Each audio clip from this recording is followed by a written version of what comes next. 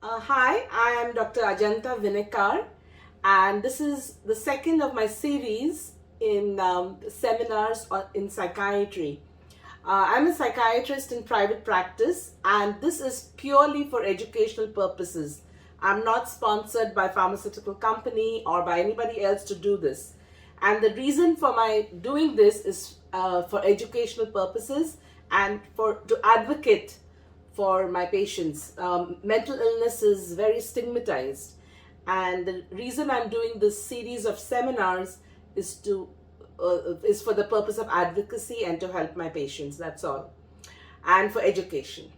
So today's topic is adult attention deficit hyperactivity disorder, and ADHD is often missed as a diagnosis in children, and I see patients as adults and they present with these symptoms, and hence I'm discussing adult ADHD. Adult attention deficit hyperactivity disorder is a neurodevelopmental disorder that persists into adulthood for about 50% of my patients. DSM-5 limits symptoms of attention deficit hyperactivity disorder to those of inattention and hyperactivity impulsivity.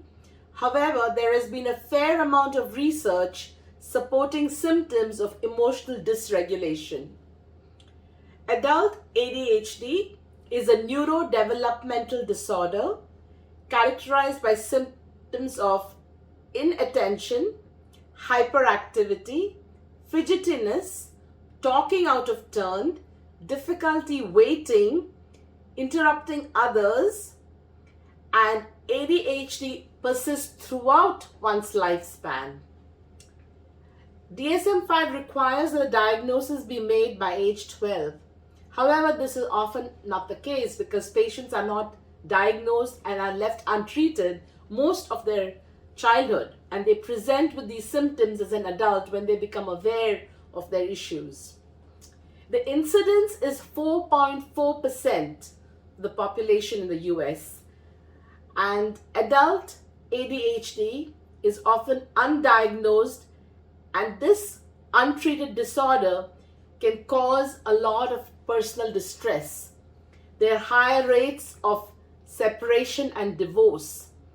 Interpersonal relationships can be an issue because they have difficulty with initiating tasks, task completion, procrastination, not being able to be organized, and the emotional dysregulation gets into their way. Hence, they become very irritable, and this can affect the interpersonal relationship, leading in separation, divorce, etc. Unemployment is much higher in adults with ADHD that is untreated. They are unable to hold on to their jobs because they're not able to perform, and hence they need to change their jobs very often. They're intelligent, they're aware that they could do better, but they're not able to because they aren't able to focus. Motor vehicle accident rate is much higher in these individuals because of their difficulty with focus. They're not able to pay attention, they're not able to multitask, their reflexes are not swift, and they often land up in accidents. Because of their difficulty with relationships, they are often impulsive and they have difficulty doing things that are promoting their health. And sometimes they engage in relationships that could be harmful. So the rate of sexually transmitted diseases is higher in individuals with ADHD in adults. Besides symptoms of inattention and hyperactivity, there are executive function deficits. Executive function deficits include response inhibition, non-verbal working memory deficits, verbal memory deficits, difficulty with self-regulation of emotion, difficulty with motivation, difficulty with planning and problem solving.